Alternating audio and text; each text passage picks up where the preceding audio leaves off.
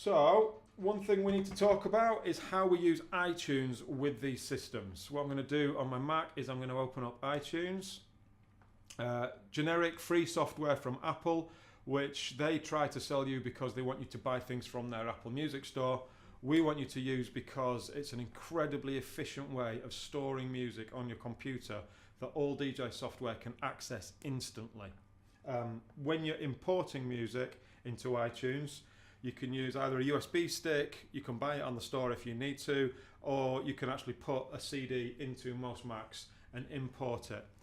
In iTunes preferences, you will find in advanced, I think it is, here, keep iTunes media folder organized, copy files to iTunes Media when adding to library, and share iTunes XML with other applications. You need all three of these ticked.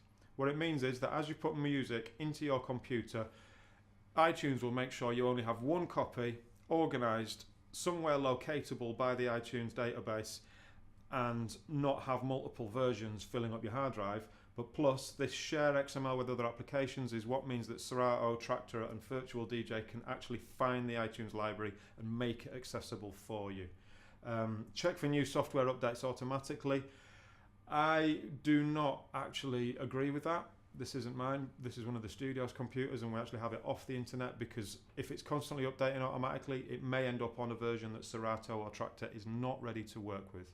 By the way, if you keep hearing me saying Traktor, it's because it's essentially Pepsi to Serato's Coca-Cola. It's just another one of the huge software manufacturers out there. Often around Christmas, if you buy a controller, you get free versions of Serato and Traktor. Check it out, try it out, it's fine. When a CD is inserted, import settings here, this is where you can choose how you import your music.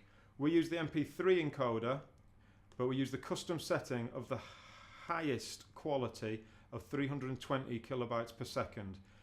We avoid WAVs because we want a lot of music on our hard drives so children can access as much as possible. But we know WAVs are the highest quality, so whenever we're getting things for ourselves, we do use WAVs. We avoid lower bitrate MP3s because they don't sound as nice when you amplify them through bigger sound systems.